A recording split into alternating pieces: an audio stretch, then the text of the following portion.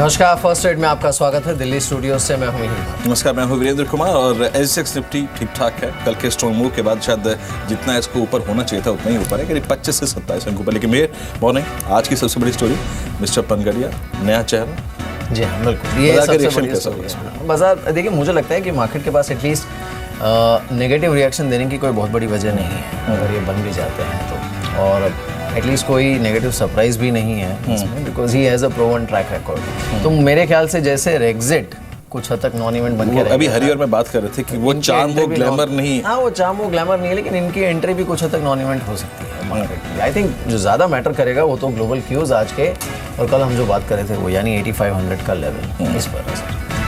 चलिए, इस बीच कुछ देर में इंडिकेटिव एक्शन शुरू होने वाला है। एसएक्स निफ्टी आपके स्क्रीन पे करीब 24 अंकों पर 8512 के स्तर पे। एक बार रेस्ट ऑफ एशिया को देखते हैं। आई मीन एग्जैक्टली अब जब हम ओपनिंग सेगमेंट में जा रहे हैं, कुछ देर में बाजार खुलेगा, उससे पहले एशिया की पूरी स्थिति क्या है। हैंग सेंग आपके स्क्रीन पे 0.5% ऊपर है। निक्केई लगभग 2.5% ऊपर कारोबार कर रहा है, करीब 415 अंकों पर। शंघाई अगर आप देखें तो बिल्कुल फ्लैट है इस वक्त, बिना किसी अगर आप देखें तेजी या फिर कमजोरी के साथ। स्ट्रेट टाइम्स लगभग 0.5% ऊपर। कॉस्पी अगर आप देखें तो ये करीब फ्लैट है, और same is the case with Taiwan में। ये अगर आप देखें इस बीच आपके स्क्रीन पर आप देखिए नेगेटिव एक्शन।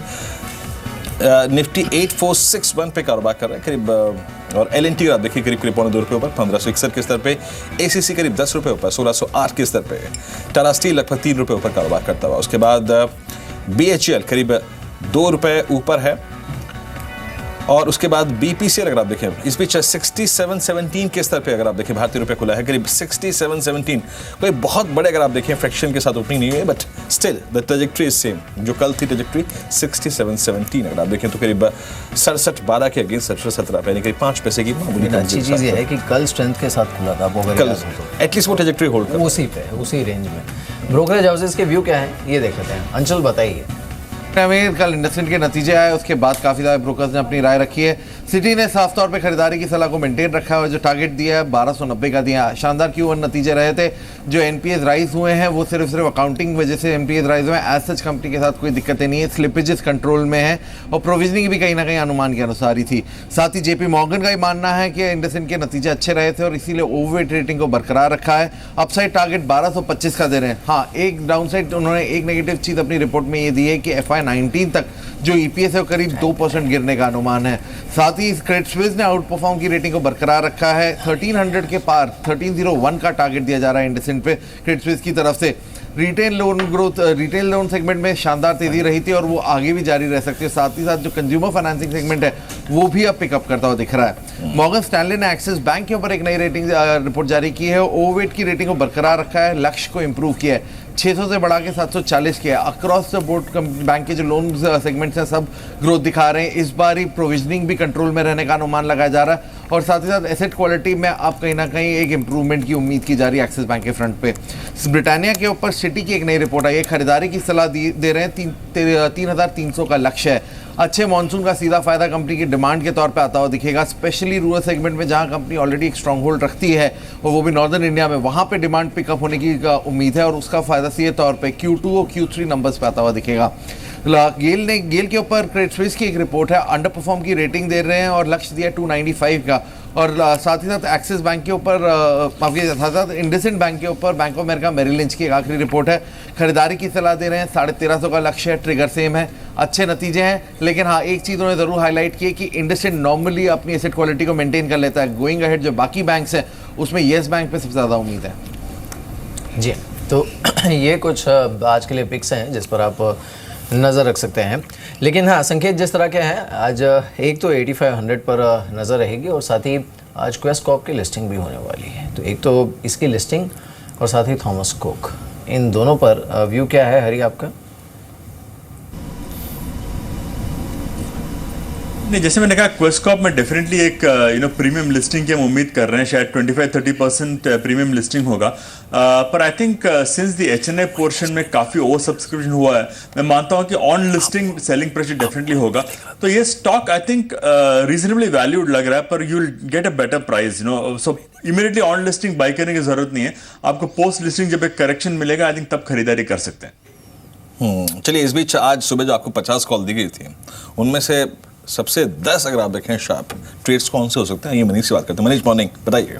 धन्यवाद बेन। 10 स्टॉक्स होंगे, उसमें जो पहला शेयर होगा जेएम फाइनेंशियल होगा। रुकिए मैं आपके पास आता हूँ मनीष। उससे पहले 2 स्टॉक्स और ऐड कर लेते हैं। आई थिंक थोड़ा सा इंडिकेटिव एक्शन को थोड़ा सा और देख लेते हैं। आपकी स्क्रीन पे अगर आप देखें मारुति, आज जिस स्टॉक पे हमने काफ़ी बात भी की थी, 4300 ऑलमोस्ट 27 रुपये ऊपर, करीब 2.5% ऊपर कारोबार कर रहा है। शानदार तेज़ी यहाँ पे। अदानी पोर्ट्स को देखिए 219 के स्तर पे, लगभग 1.5 रुपये की तेज़ी यहाँ पर है। और अगर आप देखिए बीओबी, ये भी अगर आप देखें ठीक ठाक कारोबार करता है। टाटा मोटर्स लगभग फ्लैट 485 के क्लस्टर में। टाटा मोटर्स डीवीआर करीब 2.5 रुपये ऊपर कारोबार कर रहा है। आईसीआईसीआई बैंक में करीब 2.25 रुपये की तेज़ी है। कोल इंडिया अगर आप देखें 322 के स्ट्राइक पे करता हुआ, तो यहाँ पे अच्छी थी। एसबीआई बड़े क्रिटिकल लेवल पे 225 को पिछले 4-5 सेशन में इसने मल्टीपल अटैम्प्ट लिया, अगर आप देखें, पर क्रॉस नहीं कर पाया। खैर आप चलते हैं मनीष के पास। मनीष बताइए। धन्यवाद बेन। जो पहला शेयर होगा आज के लिए जेएम फाइनेंशियल होगा। इसमें खबर ये आ रही है कि कंपनी जो है फेयर एसेट्स में जो है 10% हिस्सा खरीद सकती है। इस वजह से माना जा रहा है कि शेयर में तेजी देखने को मिल सकती है। लास्ट शॉट में शेयर में करीब 1.5% गिरावट देखने को मिली थी। आज के लिए 60 रुपये का लक्ष्य के साथ खरीदारी करनी सलाह होगी। 52 रुपये का आपको इसमें स्टॉप लॉस लगाना होगा। थोड़ी देर पहले मेरी से बात भी कर रहे थे क्वेस्ट कॉर्प के आईपीओ को लेकर। आज इसकी लिस्टिंग है और ये शेयर आज कहने के फास्ट 15 के रडार पे है, क्योंकि हमने देखा था कि इस आईपीओ को शानदार रिस्पॉन्स देखने को मिला था। थॉमस कुक की ये सब्सिडरी कंपनी है, तो अगर इसकी लिस्टिंग शानदार होती है तो थॉमस कुक में भी कहीं ना कहीं बेहतर उछाल देखने को मिल सकता है। आज के लिए 230 रुपये के लक्ष्य के साथ खरीदारी करने की सलाह होगी। 218 रुपये का आपको इसमें स्टॉप लॉस लगाना होगा। वोल्टाम ट्रांसफार्मर होगा आज का अगला शेयर। देखिए इस कंपनी के चौथी तिमाही के नतीजे बेहतर देखने को मिले थे। पहली तिमाही के भी माना जा रहा है कि नतीजे बेहतर देखने को मिल सकते हैं। पिछले कई दिनों से लगातार शेयर जो है एक दायरे में ट्रेड कर रहा है। माना जा रहा है कि ये आज ये जो दायरा है ऊपर की तरफ मजबूती के साथ टूटता हुआ दिख सकता है। 840 रुपये का आपको इसमें लक्ष्य रखना होगा। 780 रुपये का लेकिन इसमें स्टॉप लॉस लगाना है। ऑर्किड फार्मा होगा। इस शेयर में लास्ट सप्ताह में एक इंटरेस्टिंग ट्रेड ये देखने को मिला है, ट्रेंड देखने को मिला कि 6 महीने के बाद पहली बार शेयर जो है 100 डेमा के ऊपर बंद होने में कामयाब हुआ है। पिछले कई दिनों से लगातार शेयर में खरीदारी का ट्रेंड है। आज भी मजबूती देखने को मिल सकती है। 44 रुपये का लक्ष्य रखना होगा। 41 रुपये 75 पैसे का आपको इसमें स्टॉप लॉस लगाना होगा। एडावेल फाइनेंशियल होगा, जिसमें कि पॉजिटिव ट्रिगर आती हुई दिख रही है, जिसकी वजह से आज शेयर में मजबूती देखने को मिल सकता है। लास्ट सप्ताह में भी शेयर में करीब 2.5% की मजबूती थी। आज के लिए 81 रुपये 20 पैसे का आपको इसमें लक्ष्य रखना है। 78 रुपये 50 पैसे का स्टॉप लॉस लगाना है। श्रीराम ईपीसी होगा आज का अगला शेयर, जिसमें कि फास्ट 50 में इसमें खरीदारी करने की सलाह दी गई थी। खबर ये आ रही है कि बोर्ड ने जो है 1280 करोड़ को लोन को जो है शेयरों में तब्दील करने की मंजूरी दी है। इसके अलावा प्रेफरेंशियल अलॉटमेंट के जरिए कंपनी की जो है पैसे जुटाने की योजना है। इन दोनों खबरों का असर कहीं ना कहीं कंपनी पर पॉजिटिव देखने को मिल सकता है। आज के ट्रेड में खरीदारी कीजिए। 26 रुपये 20 पैसे का आपको लक्ष्य रखना होगा। 25 रुपये 10 पैसे का आपको इसमें स्टॉप लॉस लगाना है। एक और फार्मा कंपनी, लगातार फार्मा स्टॉक्स बस कर रहे हैं, कैंपलिन पॉइंट होगा, इसमें खरीदारी करने की सलाह होगी। शेयर जो है 200 डेमा के ऊपर बंद होने में कामयाब हुआ। लास्ट सप्ताह में शेयर में करीब 6.5% की मजबूती थी। आज भी उछाल देखने को मिल सकता है, लेकिन आपको 1110 रुपये का इसमें स्टॉप लॉस लगाना होगा। दीपक नाइट्रेट होगा। शेयर जो है 2 साल के उच्चतम स्तर पर ट्रेड कर रहा है। बेहतर मानसून का लगातार फायदा हो रहा है कंपनी को। इसके अलावा कल शेयर में देखिए करीब 72% तक डिलीवरी बेस्ड बाइंग देखने को मिली है। 6% की मजबूती के साथ दिन के ऊपरी स्तर के आसपास बंद हुआ। आज भी तेजी देखने को मिल सकती है। 99 रुपये 80 पैसे का आपको इसमें टारगेट रखना होगा। 96 रुपये का आपको इसमें लेकिन स्टॉप लॉस लगाना होगा। हिंद कॉपर होगा आज का अगला शेयर। देखिए लगातार जो है मेटल माइनिंग स्टॉक्स है, उसमें अंतर्राष्ट्रीय बाजारों में तेजी देखने को मिली है। आज कहीं ना कहीं घरेलू बाजार में भी इसका असर देखने को मिल सकता है। 65 रुपये का लक्ष्य रखना होगा। 61 रुपये 50 पैसे का आपको इसमें स्टॉप लॉस लगाना होगा। और आखिरी जो शेयर होगा ARSS इंफ्रा होगा। लगातार छोटे मझोले इंफ्रा शेयरों में खरीदारी है। इस शेयर में देखिए पिछले कई दिनों से तेजी दिख रही है। आज भी तेजी जारी रह सकती है। 105 रुपये का लक्ष्य होगा। 96 रुपये का लेकिन आपको इसमें स्टॉप लॉस लगाना है। चलिए शुक्रिया मनीष इन स्टॉक्स के लिए। हमारे साथ अब नताशा शंकर भी जुड़ी हैं, उनसे बात करते हैं। नताशा मॉर्निंग पे शुक्रिया इस बातचीत में शामिल होने के लिए। So what's your take? अब कल की तेज़ी, आज भी अच्छे पॉजिटिव क्यूज 8500 के पार के लेवल्स पर नज़र है। And I think psychologically market is hoping and preparing for 8600। आपका व्यू क्या है मार्केट पर इस समय? आप बिल्कुल सही कह रहे हैं, क्योंकि मार्केट जो है वो अपवर्ड ट्रेजेक्ट्री में ही है। हाँ, 1-2 दिन प्रॉफिट बुकिंग हो सकती है, लेकिन ओवरऑल ट्रेंड जो है वो पॉजिटिव ही लग रहा है। 8600 looks quite plausible at the moment, लेकिन देखना पड़ेगा कि आगे जाके रिजल्ट्स कैसे आते हैं, क्योंकि अभी end of the week heavy weights का रिजल्ट्स आएगा, जैसे TCS है, इन्फोसिस है, तो उसकी वजह से थोड़ा सा मूवमेंट आ सकता है। लेकिन और हमारा ये मानना भी है कि जो अब मूवमेंट आएगा, रादर जो मेजर गेंस की अपॉर्चुनिटी है वो काफ़ी स्टॉक स्पेसिफिक हो जाएगी। जैसे जैसे रिजल्ट्स आते जाएंगे वैसे वैसे एक अपॉर्चुनिटी मिलेगी या तो बाय करने की या प्रॉफिट बुकिंग की। लेकिन ओवरऑल जो ट्रेंड है मार्केट का वो पॉजिटिव ही लग रहा है सब। जी हम इस बीच देखिए, मैं इंडिकेटिव एक्शन पे बात करूं उससे पहले मैं एक दो ट्रेड स्टॉक बता दूं जो अब तक के हमारे डिस्कशन में बाहर निकल के आए हैं। हारी का पहला ट्रेड है आज टाटा मोटर्स, हमारे पैनल का अगर आप देखें टाटा मोटर्स बाय करी विद पॉसिबल टारगेट ऑफ 525, नजर रखिएगा। गति दूसरा ट्रेड, लॉजिस्टिक्स में दाव लगा रहे हैं हरी विद पॉसिबल टारगेट ऑफ 210, बड़े टारगेट्स के लिए। हाँ ये पोजिशनल ट्रेड है, याद रखिएगा। इनका जो तीसरा ट्रेड है वो है भारत फाइनेंशियल से, अगर आप देखें ये लगभग 850 के लक्ष्य के लिए। उसके बाद वॉलचंद नगर, ये भी बाय करना है आपको 210 के लक्ष्य के लिए। और एक इक्विटास, ये करीब 225 के लक्ष्य के लिए, 225 के लक्ष्य के लिए खरीदना है आपको। तो ये कुछ स्टॉक्स जहां पे नजर रखिएगा। सुब्रा के अगर आप देखें 3 ट्रेड्स हैं यहाँ पर डेरिवेटिव्स के पर्सपेक्टिव से। केन इंडिया यहाँ पर करीब आप मान के चलिए कि 156 का टारगेट आपको मिल जाएगा, 147 का टारगेट है। कैनरा बैंक करीब 245 के लक्ष्य के लिए 228 का स्टॉप लॉस लगा के चलिए। और तीसरा ट्रेड है एनएमडीसी, यहाँ पे आप करीब 105 का लक्ष्य लेके चलिए और 92 रुपये का स्टॉप लॉस लगाइए। इस बीच में थोड़ा सा आपको निफ्टी का जो एग्जैक्टली बिहेवियर है वो क्या है। निफ्टी करीब 34 अंक ऊपर, यानी करीब आधा % ऊपर। और टॉप गेनर्स हैं वो है पहला इंडसइंड बैंक, पोस्ट नंबर्स आप देखिए कल शायद मिहिर बहुत ज़्यादा शोर नहीं मचाया स्टॉक ने, लेकिन ब्रोकिंग हाउसेस ने अगर आप देखें क्लियर कट मैंडेट दिया है। मैंने यहाँ से अगर आप देखें 1280, 1350, 1310 तक के टारगेट देना, आई थिंक अच्छा अपसाइड पोटेंशियल देख रहे हैं। और एक्सिस बैंक पे स्पेशली बड़े टिक्स आए उनके यहाँ पर। जी हाँ बिल्कुल, लेकिन हाँ ये ज़रूर है कि मिक्स्ड बैग है कुछ हद तक। और जैसे मैंने कल भी कहा था कि ये इंडसइंड बैंक अनफॉर्चुनेटली बेंचमार्क नहीं बनता है पूरे स्पेस के लिए। पर नताशा बैंकिंग स्टॉक्स में कल हमने मूव जिस तरह का देखा था, एंड स्पेशली जो PSU बैंक्स हैं उसमें क्लोजिंग में आखिरी 1 घंटे में जिस तरह का मूव हमने देखा था, चाहे वो PNB पर हो, बैंक ऑफ बड़ौदा पर हो, बैंक ऑफ इंडिया पर हो, for that matter even SBI, इस रैली को आप आज एक्सटेंड होता देख रही हैं क्या इस स्पेस में? देखिए PSU बैंकिंग स्पेस जो है अगर आप उसका वैल्यूएशन देखिए तो काफ़ी अट्रैक्टिव लगते हैं। In fact they are at all time lows. उसकी वजह से जो है थोड़ा बहुत उसमें शॉर्ट कवरिंग आती है फ्रॉम टाइम टू टाइम, लेकिन फंडामेंटली उसमें कोई इम्प्रूवमेंट अभी तक हुआ नहीं है। कैपिटल का इशू काफ़ी है, उसके अलावा जो उनका एसेट क्वालिटी है उसका भी इशू काफ़ी है। जब तक ये इशू सॉर्ट आउट नहीं हो जाए, over long term of course sort out होने के काफ़ी चांसेस हैं, क्योंकि RBI ने काफ़ी ऐसे मूव्स लिए हैं जिसकी वजह से कि एसेट क्वालिटी कंसर्न्स जो है वो ईज ऑफ कर जाएँ। लेकिन इमीडिएट टर्म 6 महीने से लेकर 1 साल तक इनमें काफ़ी पेन देखने को मिल सकता है। तो फंडामेंटली ऐसा कुछ इम्प्रूवमेंट नहीं हुआ है जिसकी वजह से कि इसमें बाइंग ज़्यादा देखने को मिल सके। LT फूड्स को देखिए आप इंडिकेटिव एक्शन में, आज भी अगर आप देखें कल के वाइल्ड स्विंग के बाद 298 स्ट्राइक करता हुआ। तो बाजार अगर आप देखें अच्छी चीज़, मोमेंटम वाली चीज़ जो है वो खरीदने में रत्ती भर हिचकिचा नहीं रहा है। जो स्ट्रॉन्ग है वो स्ट्रॉन्ग है, खरीदो जनाब। 1725, 17 रुपये 25 पैसे की तेज़ी लेकर 6.5% ये काउंटर ऊपर कारोबार कर रहा है 299 के स्तर पे। और आज की कुछ सरप्राइज पैकेजेस DCM 9890 पे अगर आप देखें शानदार तेजी यहाँ पे 5.25% ऊपर। और भारत गियर्स यहाँ पे करीब 5% का स्विंग नजर आ रहा है भारत गियर्स में।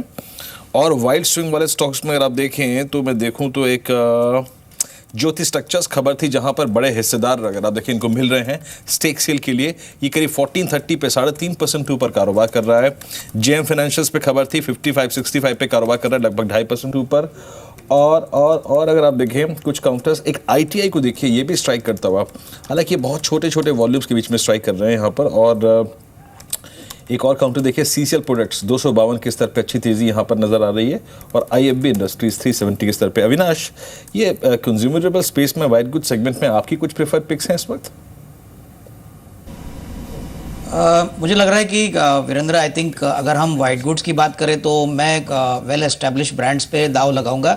इसमें वर्लपूल और वोल्टास, हमको लग रहा है कि कंज्यूमर ड्यूरेबल्स में जिस प्रकार का 7th पे कमीशन का पैसा ग्रेजुअली इन्वेस्टर्स के हाथ में आएगा, यहाँ पे डेफिनेटली सबसे ज़्यादा तेज़ी देखने को मिलेगी। जैसे कि वाइट गुड्स है, इलेक्ट्रिकल इक्विपमेंट है, यहाँ पे शायद एक थोड़ा सा जो छोटा स्टॉक है वो सूर्या रोशनी भी रहेगा, क्योंकि यहाँ पे भी क्लियरली हो सकता है कि थोड़ी बहुत खरीदारी आए। बट ओवरऑल मुझे लग रहा है कि मानसून और 7th पे कमीशन का जो इफेक्ट है उसका इम्पैक्ट आपको 2nd क्वार्टर से देखने को मिलेगा।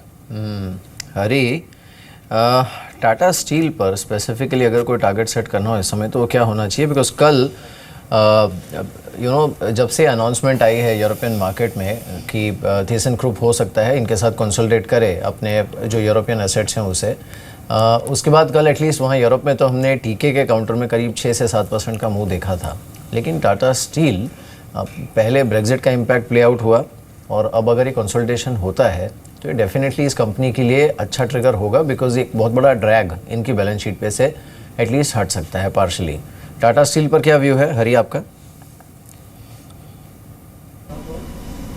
देखिए, जहाँ तक स्टील सेक्टर का सवाल है, हमारा मेजर कंसर्न ये है कि आज भी दुनिया में कैपेसिटी बहुत ही ज्यादा है। फॉर एग्जांपल, आप टोटल वर्ल्ड स्टील कैपेसिटी लोगे तो लगभग 52% सिर्फ चाइना में है, और चाइना का हालत यह है कि उन्हें अगले 10 साल तक शायद स्टील डंप करना पड़ेगा to make steel even marginally profitable. तो इसका इंपैक्ट मेरे ख्याल से steel companies across the world पे पड़ रहा है, और ये हमें ऑलरेडी देखने को मिल रहा है। फिर वो ब्राजील हो, यूरोप हो, इंडिया हो, हर जगह में हम देख रहे हैं कि स्टील प्राइसेस पे इंपैक्ट पड़ रहा है।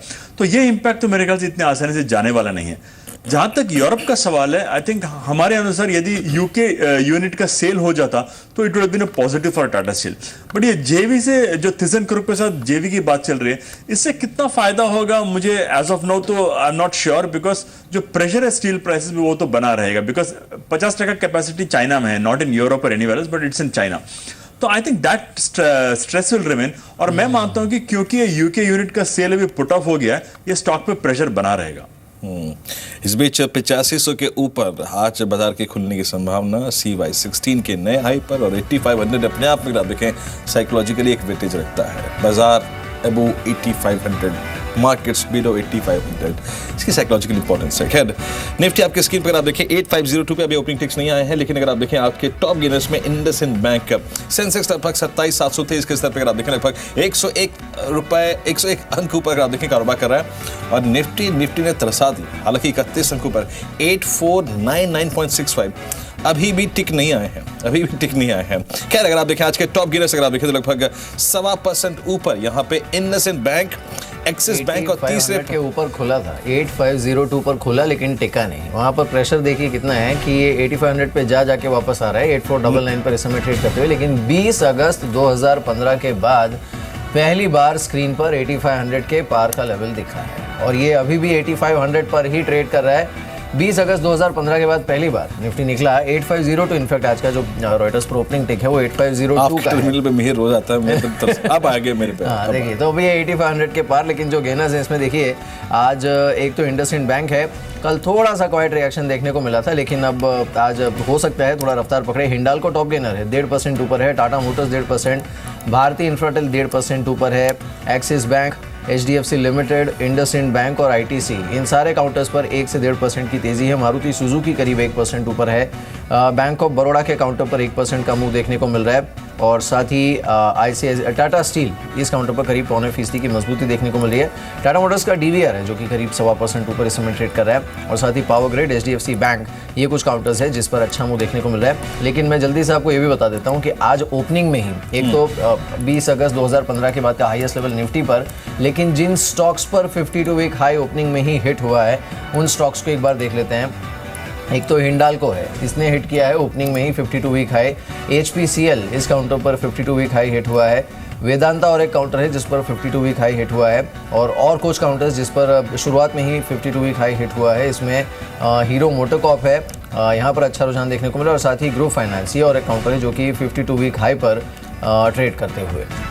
बिल्कुल हरी, इस ओपनिंग पे कमेंट्स आपके, और कोई खास स्टॉक जो कि आपको ओपनिंग के बाद अच्छा लग रहा हो जिसको ऐड करना चाहें ट्रेडिंग पोर्टफोलियो में, not exactly in investment portfolio? मेरे ख्याल से आज का टॉप ट्रेड मेरे लिए टाटा मोटर्स और टाटा मोटर DVR रहेगा, आई थिंक, जिसके बारे में ऑलरेडी मैंने जिक्र किया है। और हम मार्केट में ट्रैक करेंगे, जब भी कोई छोटा सा डिप मिलता है तो ये दोनों स्टॉक्स खरीदते रहेंगे, because I think this is where the big momentum is. इसके अलावा शायद हीरो मोटोकॉर्प पे भी मोमेंटम काफी स्ट्रांग है, बिकॉज कंज्यूमर कंपनीज पे due to rural spend 7 CPC और ऑफ काफी हद तक एक पॉजिटिव ट्रिगर आ रहा है। तो I think that is this is a stocks to focus. जहां तक निफ्टी का सवाल है, मेरे ख्याल से 8500 एक टेम्पररी रेजिस्टेंस रह सकता है, पर जिस तरह से मार्केट ने 8400 कन्विंसिंगली निकाला, मैं मानता हूं कि over a period of next 1 और 2 डेज शायद 8500 भी निकल जाएगा। बिल्कुल, और मिड कैप में भी अच्छी तेज़ी है इस समय, ऑलमोस्ट 1/4% से थोड़ी ज़्यादा की मजबूती देखने को मिली। लेकिन जो हैवी मूवर्स हैं इसमें केन इंडिया है, IRB है, बजाज फाइनेंस है, Shree cements, Adani enterprise, Procter and Gamble, bank of India, SRF और वोल्टास, ये ऐसे काउंटर्स हैं जिस पर अच्छा मूव देखने को मिल रहा है। सुब्रा, आप क्या करेंगे आज के ओपनिंग में?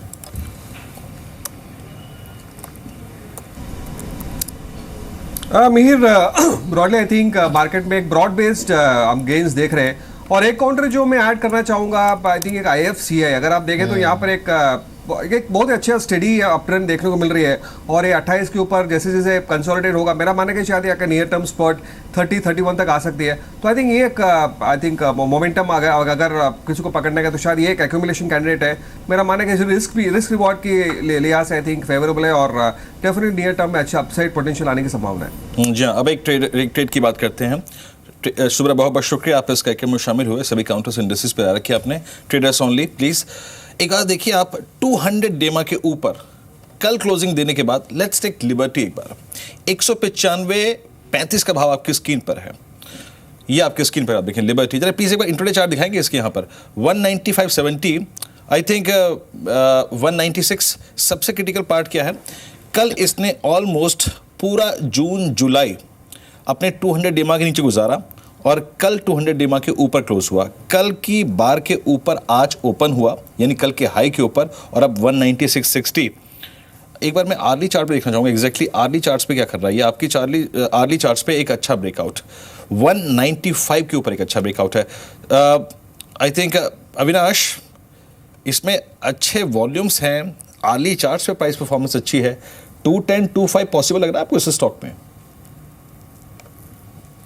आई थिंक वीरेन, मेरे ख्याल से इस कंपनी में बहुत फुटवेयर बिजनेस के साथ एक रिटेल प्ले भी है। हमको लग रहा है कि शॉर्ट टर्म में डेफिनेटली मोमेंटम पॉजिटिव है, और हो सकता है कि मार्केट के मोमेंटम के हिसाब से 205, 206 या ये लेवल पॉसिबल लग रही है। मेरे ख्याल से जो भी आगे की रीरेटिंग होगी वो मेरे ख्याल से इनके क्वार्टरली नंबर्स पे देखने को मिलेगी, क्योंकि Q4 में डेफिनेटली थोड़ी बहुत डिसअपॉइंटिंग मार्जिन में हमने देखेगी।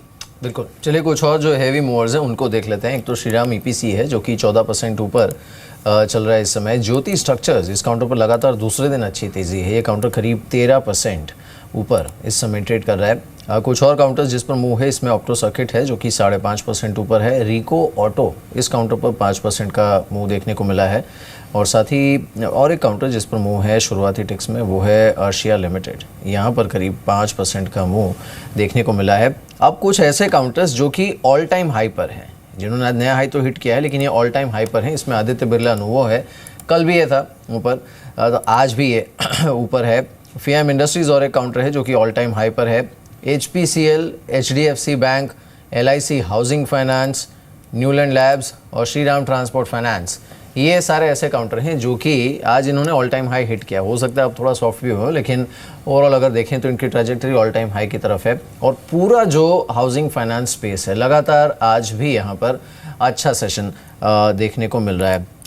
इस पर नताशा क्या व्यू है आपका? हाउसिंग फाइनेंस में कल भी हमने हैवी मोमेंटम देखा था, आज भी देखा है। आज HDFC लिमिटेड पर तो बड़ा ट्रिगर है भी कि मसाला बॉन्ड्स इशू करके करीब 3000 करोड़ रेस करने वाले हैं, लेकिन ये पूरा स्पेस जो है इसमें काफ़ी अच्छा मोमेंटम है। एब्सोल्युटली, ये पूरा ही स्पेस काफ़ी अट्रैक्टिव लग रहा है, क्योंकि जितना ट्रैक्शन हो रहा है पर्टिकुलरली मिड हाउसिंग सेगमेंट, जो कि almost 90% of the loan disbursements makeup करता है, वो उस ट्रैक्शन को लेकर इन कंपनीज़ ने बहुत ही बेहतरीन ग्रोथ दिखाया है अपने नेट इंटरेस्ट इनकम में। इसके अलावा इन्होंने एक हेल्दी नेट इंटरेस्ट मार्जिन भी मेंटेन किया है, जो कि जिस तरह से कॉस्ट ऑफ फंड्स अभी कम हुए हैं उसकी वजह से वो जो निम्स हैं उनको सपोर्ट ही मिलेगा। इसके अलावा सारी ही कंपनीज़ ने बहुत अच्छा एसेट क्वालिटी पे भी अपना चेक रखा है। ये पूरा स्पेस काफ़ी अट्रैक्टिव लग रहा है, पर्टिकुलरली कंपनीज जैसे कि ग्रुप फाइनेंस है, कैनफिन होम्स है और LIC हाउसिंग फाइनेंस है। ये सारी कंपनीज जो हैं ये काफ़ी अट्रैक्टिव लग रहे हैं इस लेवल पे। इस बीच अगर आप परसेंटेज विनर्स को देखें, वो स्टॉक्स जहाँ पे काफ़ी अच्छी खासी तेज़ी है, इसमें बहुत अच्छे वॉल्यूम्स वाले कोई स्टॉक्स नहीं है फॉर द टाइम बिंग। आप देखिए, एक NRB इंडस्ट्रियल बेयरिंग्स, ये काउंटर लगभग 45 के स्तर पे कारोबार कर रहा है, लेकिन इसके वॉल्यूम्स नो, प्लीज़ इसको मत देखिएगा, टच भी मत करिएगा। सिर्फ 10 शेयरों का वॉल्यूम्स है यहाँ पर। और अगर आप देखें कुछ काउंटर्स जो कि थोड़ा ठीक ठाक स्ट्राइक कर रहे हैं, वॉल्यूम्स का अभाव है आज। एक प्राइम फोकस को देखिए 65-50 के स्तर पे माफ़ कीजिएगा, करीब 5% ऊपर कारोबार कर रहा है। उसके बाद LT फूड्स लगभग 3.25% ऊपर। मान इंडस्ट्रीज़ आज हमारा टुडे स्टेट था, जरा प्लीज़ एक बार दिखाएंगे एक बार जरा मान इंडस्ट्रीज़ को। इस वक्त लगभग 66 पे कारोबार कर रहा है, स्ट्रॉन्ग ओपनिंग। और आज याद रखिए 68 के टारगेट की बात हमने की थी, तो ये ठीक ठाक चल रहा है इस वक्त, उस हिसाब से चल रहा है। एडलवाइज फाइनेंशियल सर्विसेज यहाँ पर तेज़ी है। और आप देखिए एक टेक्समेको पाइप्स, ये भी अगर आप देखिए ठीक ठाक कारोबार कर रहा है इस वक्त 34-35 पे कारोबार कर रहा है। तो अभी बहुत ज़्यादा वॉल्यूम्स नहीं है। एक बार फिर से इंडेक्स पे लौटता हूँ। इनफैक्ट अब मैं थोड़ा से कुछ और इंडस्ट्रीज को देखूँ। निफ्टी बैंक 87 अंक ऊपर, आज करीब 18,532 का हाई लगाया। फेडरल बैंक निफ्टी बैंक के अगर आप 12 स्टॉक्स में देखें जहाँ पे तेज़ी है लगभग 1.5% की, और एक एक्सिस बैंक, SBI और येस बैंक दोनों बैकफुट पे आ चुके हैं। SBI अब लाल निशान में करीब 224-25 पे, 1139 पे येस बैंक हल्का सा बैकफुट पे आया है। मिहिर एक्सपेक्टेड था भी। अब देखिए ऐसा साइकोलॉजिकल लेवल है कि यहाँ पे थोड़ी बहुत सॉफ्टनेस एक्सपेक्टेड है, लेकिन हिंडाल्को देखिए आज का क्लियर आउट परफॉर्मर 3.25% ऊपर हिंडाल्को इस समय। नताशा, हिंडाल्को पर क्या व्यू है आपका? हिंडाल्को ने डेफिनेटली एक बहुत ही अच्छा स्टॉक परफॉर्मेंस दिया है पिछले कुछ महीनों में, एंड इस समय वो 52 वीक हाई पे भी चल रहा है। लेकिन अगर आप टोटल मेटल स्पेस में देखिए तो इस समय तक कोई प्राइस में इम्प्रूवमेंट नहीं आया है। डेफिनेटली जो डाउन साइड है वो लिमिटेड है, लेकिन अपसाइड है जो है मेटल प्राइसेस में वो अभी भी वो देखने को नहीं मिल रहा है। तो फंडामेंटली ऐसा कुछ ज़्यादा मेजर चेंज नहीं आया है कंपनी में। डेफिनेटली जो डाउनसाइड रिस्क था वो कम हो गया है, लेकिन अभी भी फंडामेंटली उसमें कोई ज़्यादा अपसाइड इस समय नहीं देखने को मिल रहा है। चलिए इस बीच कुछ और सिर्फ स्टॉक्स को देखते हैं। मैं थोड़ा सा बैंकिंग से बाहर निकल के मोस्ट एक्टिव बाय वॉल्यूम्स में आता हूँ। जयप्रकाश रेट्स आज बैकफुट पे है। आज सुजलॉन ने ठीक ठाक काम काज किया, 1% ऊपर लगभग 1880 के स्तर पे। ज्योति स्ट्रक्चर्स 12% ऊपर, अब यहाँ पे 2.25% की पौने दो रुपये की तेज़ी, माफ़ कीजिएगा, 12.32% ऊपर। अच्छी खबर का अच्छा खबर असर। और देखिए थोड़ा स्पेकुलेशन भी है इस स्टॉक में। कल भी अपर फ्रीज पर था 20% के, और आज भी जिस प्रकार के वॉल्यूम्स हैं और टेंडेंसी जिस प्रकार की नज़र आ रही है चार्ट्स पे, लग रहा है अपर फ्रीज स्ट्राइक ही कर देगा। मदरसन सुमी सिस्टम्स ये करीब 1% ऊपर है, और टाटा स्टील ये कुछ और स्टॉक्स जहाँ पर तेज़ी है। थोड़ा सा डिस्ट्रीब्यूशन ऐसा लग रहा है, मैं टॉप 10 काउंटर्स को देखूं तो उसको देख के लग रहा है थोड़ा सा डिस्ट्रीब्यूशन बाजार में आ रहा है। लुक एट एमटेक ऑटो, ये पिछले 4-5 दिन खूब चलने के बाद आज थोड़ा सॉफ्टनेस यहाँ पे आई है। क्रॉम्पटन ग्रीव्स में सॉफ्टनेस आई है। कोल इंडिया अगर आप देखें 6 रुपये नीचे 2% के नुकसान के साथ, और एक श्रीराम EPC 29-30 के स्तर पे। नताशा, कोल इंडिया पर आपकी राय क्या होगी? और 314 अब इस बाई बैक प्रोग्राम के बीच में एग्जैक्टली आप इस प्राइस के साथ कंफर्टेबल हैं? कंपनी का एक मोनोपोली है इंटायर कोल एरिया में, और जिस तरह से अभी पावर लिंकेजेस वगैरह का भी ऑप्शन हो रहा है उसकी वजह से कंपनी को डेफिनेटली एक बेनिफिट मिलेगा। और उसने काफ़ी हद तक अपने शेयर होल्डर्स को रिवॉर्ड किया भी है। स्पेशल डिविडेंड जो आपको इस साल मिला, पिछले साल मिला, सभी तरह से उन्होंने रिवॉर्ड किया है। बायबैक डेफिनेटली अट्रैक्टिव है, लेकिन हमारा मानना ये है कि इस समय उसका जो शेयर है उसको होल्ड करना बेटर रहेगा than to tender it for buyback. एक नज़र डालते हैं गोदरेज प्रॉपर्टीज़ पर। इसने भी एक नया हाई हिट किया है, और आज से ठीक 1 साल पहले इनफैक्ट ये काउंटर अपने लो पे था, जो कि था करीब 249 के आसपास का। वहाँ से चलते चलते ये पहुँचा है 381 तक। अरे गोदरेज प्रॉपर्टीज़ पर क्या व्यू है आपका? हम ओवरऑल देखिए प्रॉपर्टी स्टॉक्स पे थोड़े कॉशियस है, बिकॉज आप ऑल इंडिया बेस पे देखोगे ना, बीट NCR हो, बम्बई हो, be it southern markets like Chennai, Bangalore, सब जगह पे जो अनसोल्ड इन्वेंट्री है वो एक ऑल टाइम हाई पे है।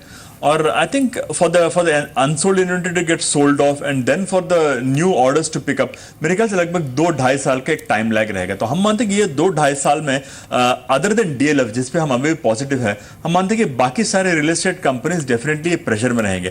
तो अदर देन DLF हम बाकी किसी रियल एस्टेट कंपनीज पे फिलहाल पॉजिटिव नहीं है। रियल एस्टेट स्टॉक्स पर आप देखें हरी का बहुत बुलिश व्यू नहीं है। एक वजह DLF को देखना चाहूँगा, DLF एग्जैक्टली क्या कर रहा है आपकी स्क्रीन पर। आप देखें एक शानदार जून की सीरीज़ विटनेस करने के बाद जुलाई का अंत, शायद माफ़ी जगह जो बिगिनिंग थी इसके लिए काफ़ी अच्छी खासी रही, लेकिन अब थोड़ा सा डिस्ट्रीब्यूशन फेज़ में जा रहा है स्टॉक का। ये 157 का प्राइस आपकी स्क्रीन पर, थोड़ा सा डिस्ट्रीब्यूशन फेज़ में ये स्टॉक यकीनन नज़र आ रहा है। और एक चीज़ इस प्राइस की इंपॉर्टेंस क्या है, अगर मैं इसको एक बार मंथली चार्ट्स पे देखूं, मंथली चार्ट्स पे, जी हाँ, मंथली चार्ट्स पे क्लियरली विजिबल है कि ये पॉइंट 2014 में 15 पे अगर आप देखें मंथली चार्ट्स पे एक वैल्यू रखता है।